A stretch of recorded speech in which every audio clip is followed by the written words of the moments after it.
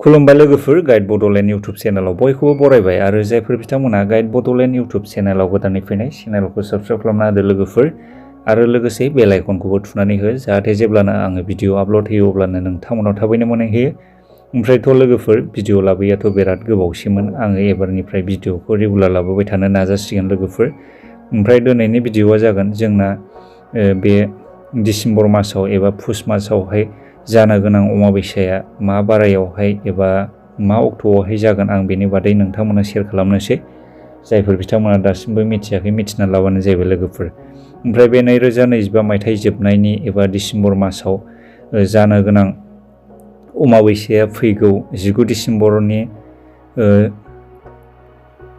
4:59 जागायनानै अखानायै 20 डिसेम्बरनि फुंनि 7:12 जोबहैगोन लोगोफोर। जायफोर बिथांमोना मिथियाखैमोन मिथिना लाबानो जाहैबाय। ओमफ्राय बे पुस मासाव एबा डिसेम्बर मासाव जानो गोनां अमाबैसा तिथियाव जायफोर बिथांमोना न'खराव पित्रदस गोनां बिथांमोना बे अमाबैसा तिथि दिनखालि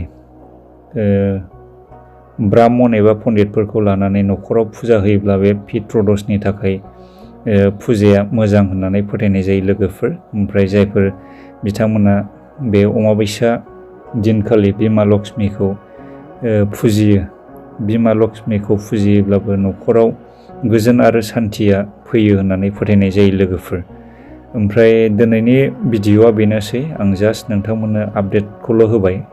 बे फैबाय थानाय डिसेम्बर मास एबा पुस मासनि गिबि जानो गोनां अमाबैसाया माब्ला बेनि बादैल' आं नोंथांमोननो शेयार खालामबाय। एबारनिफ्राय आङो भिडिअखौ रेगुलार लाबोबाय थानो नाजासिगोन लोगोफोर। बेनोसै दिनैनि भिडिअनि आपडेटआ।